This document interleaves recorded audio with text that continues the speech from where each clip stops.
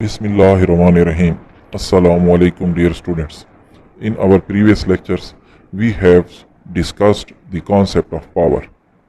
Yesterday, we have discussed that how state should maintain their power in such a large world where there are few states are rich while others are poor. Some are developed while remaining are underdeveloped. So, it was very difficult task for the scholars and political thinkers to give such a plan that should be acceptable for all the states. In this connection, we have discussed that three proposals were put forward. Among them, one was balance of power. Yesterday, we have discussed in detail the concept of balance of power and its techniques. Yesterday, we have left the topic incomplete and we have just discussed the four techniques of balance of power. These techniques were alliances, compensations, partition, armament, and disarmament. Today, we will continue the same topic. Next technique is interventions and non-interventions.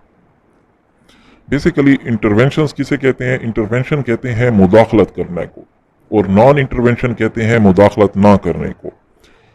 Interventions are adopted as a last step. Interference in the internal affairs of another country is a difficult task. But sometimes big states are compelled to take action against belligerent states.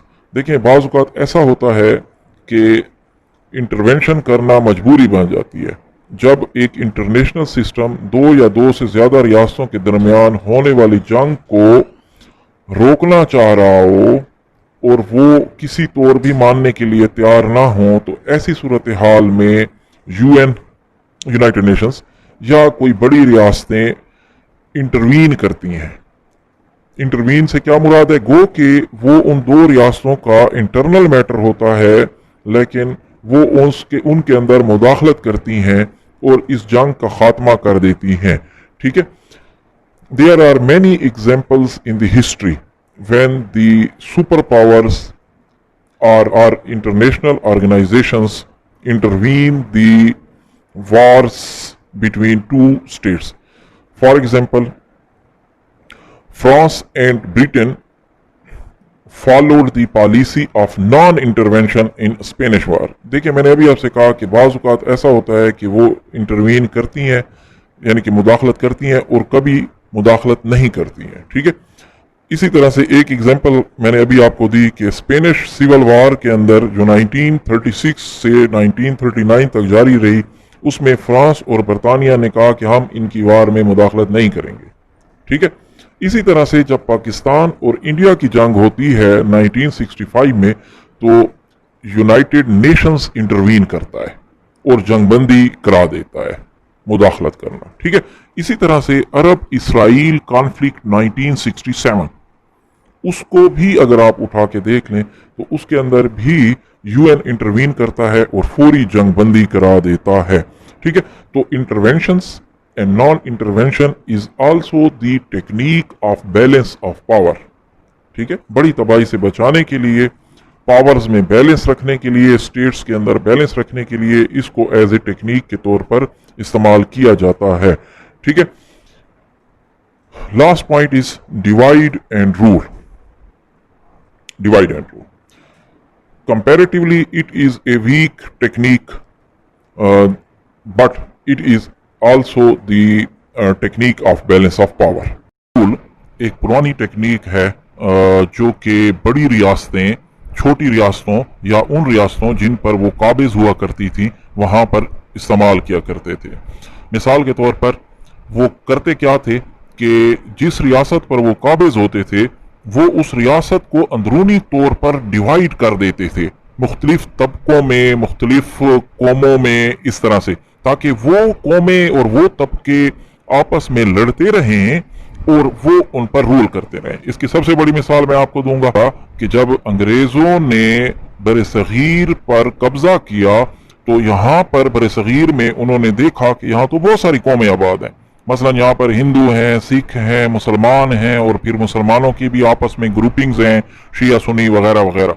तो उन्होंने ये सोचा कि अगर ये सारे मुत्तहिद हो गए तो ये कभी भी हमें हुक्मरानी नहीं करने देंगे, लिहाजा इस एरिया के अंदर बैलेंस ऑफ पावर रखने के लिए उन्होंने मुसलमानों और हिंदुओं को डिवाइड रखा, सिखों को डिवाइड रखा, ताकि वो यहाँ पर बआसानी हुक्मरानी कर सकें। इसी तरह से डिवाइड एंड रूल की मिसाल ये भी हो सकती है कि 17वीं सदी से लेकर 20वीं सदी तक, यानी कि 17th सेंचुरी से लेकर 20th सेंचुरी तक फ्रांस ने जर्मनी को डिवाइड रखा ताकि वो उस पर रूल कर सके। तो ये इसकी एक मिसाल थी जो हमने पेश की। Now we will discuss our next and last topic, that is power analysis, and it will end our this chapter. Power analysis. It is very difficult to analyze the power of a state, as few states are economically powerful while others are militarily powerful. ठीक है, मतलब ये आसान काम नहीं है कि रियासतों की पावर को जाना जाए। बाज़ रियासतें इकोनॉमिकली रिच होंगी तो दूसरी पॉलिटिकली रिच होंगी, मतलब रिच होने के मतलब यहाँ पर स्टेबल होंगी, और कुछ जो है वो मिलिटरली पावरफुल होंगी। तो ये एक बहुत मुश्किल बात है कि हम किसी भी रियासत की पावर को जांच सकें। ठीक है, ये इंतहाई मुश्किल काम। मिसाल के तौर पर अब अगर मैं आपको मिसाल दूं, Pakistan is an atomic power. Now question is whether Pakistan is a powerful country. No, Pakistan उस तरह से फिर पावरफुल कंट्री नहीं है। तो ये एक इंतहाई मुश्किल काम है कि पावर को एनालाइज किया जाए कि कौन सा मुल्क ज्यादा पावरफुल है। ठीक है, टॉप कंट्रीज को पावरफुल मतलब हो सकती हैं, यूएसए पावरफुल है, चाइना पावरफुल है, क्योंकि वो एक चीज में पावरफुल नहीं है, वो पॉलिटिकली भी पावरफुल है, वो इकोनॉमिकली भी पावरफुल है, वो जियोग्राफिकली भी पावरफुल है, मिलिटरली भी वो पावरफुल है। उनकी बात नहीं हो रही है, बाकी जो रियासतें हैं उनकी बात हो रही है कि अब हम किस बुनियाद पर कह सकेंगे कि ये बहुत सारी जो रियासतें हैं, 150 या 100 रियासतें जो बाकी बच गई हैं, इनमें से कौन सी ज्यादा पावरफुल है। तो इस मकसद के लिए there are 4 ways to analyse power. The first is knowledge structure. Knowledge structure, ठीक है, देखिए नॉलेज स्ट्रक्चर से क्या मुराद है कि हम ये देखेंगे कि ये जो मुल्क है इसमें साइंस एंड टेक्नोलॉजी में किस हद तक तरक्की है, यानी ये अपनी साइंस और टेक्नोलॉजी में किस हद तक खुद कफील है। इस चीज को हम जांचेंगे तो हमें पता चलेगा कि ये मुल्क पावरफुल है या नहीं है। ठीक है, तो अब आप खुद जो मैं पावर एनालिसिस आपको बता रहा हूं, ये आप मुख्तलिफ ममालिक पे अप्लाई करते जाएं, आपको पता चल जाएगा कि कौन सा मुल्क ज्यादा पावरफुल है। साइंस एंड टेक्नोलॉजी की तरक्की पहले नंबर पर। दूसरा जो इसमें क्राइटेरिया है कि आप पावर को एनालाइज किस तरह से करेंगे, वो है फाइनेंशियल स्ट्रक्चर, कि whether the countries are economically rich और पुअर और इवन सफिशिएंट। देखें, क्या वो खुद कफील है, चलो वो अमीर नहीं है तो उनको गरीब भी नहीं होना चाहिए, वो सेल्फ सफिशिएंट हैं या नहीं है।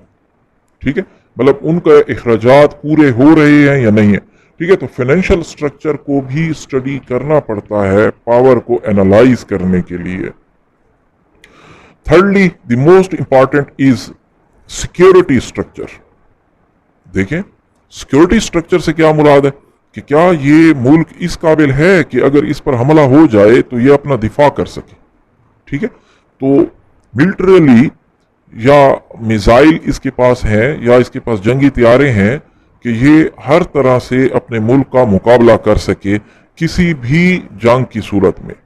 تو ہم نے اب تک 3 پوائنٹ ڈسکس کر لیے پاور انالیسس کے کہ سب سے پہلے ہم نالج سٹرکچر کو دیکھیں گے کہ اس ملک کے لوگ کس حد تک پڑھے لکھے ہیں اور وہ سائنس اور ٹیکنالوجی میں کس حد تک ترقی کر چکے ہیں. ٹھیک ہے. نمبر 2 ہم نے دیکھا فائنینشیل سٹرکچر کو کہ کیا یہ جو ملک ہے یہ اکنامکلی ریچ ہے، پور ہے یا سیلف سفیشینٹ ہے. ٹھیک ہے. اس چیز کو ہم دیکھیں گے. تیسرا ہم نے پوائنٹ یہ دیکھا کہ سیکیورٹی سٹرکچر اس کا کیسا ہے، وہ اپنا دفاع کرنے کے قابل ہے یا نہیں ہے، اس کے پاس جدید جو اسلحہ باقی ممالک کے پاس ہے کیا وہ اس کے پاس موجود ہیں. ہاں یہ ہو سکتا ہے کہ یو ایس کے پاس 100 جنگی جہاز ہوں لیکن اس کے پاس 5 یا 10 تو ہونے چاہیے نا. ٹھیک ہے. تو مطلب جدید اسلحہ کی موجودگی ان کے پاس ہے یا نہیں ہے. Number last production structure. Production structure یعنی کہ اس کے ملک کی پیداوار کس طرح سے ہے، کیا وہ اپنی چیزیں جو ہے وہ دوسرے ممالک سے خریدتا ہے یا خود بنا سکتا ہے. دیکھیں دنیا کے اندر بہت قسم کے حالات پیدا ہو جاتے ہیں.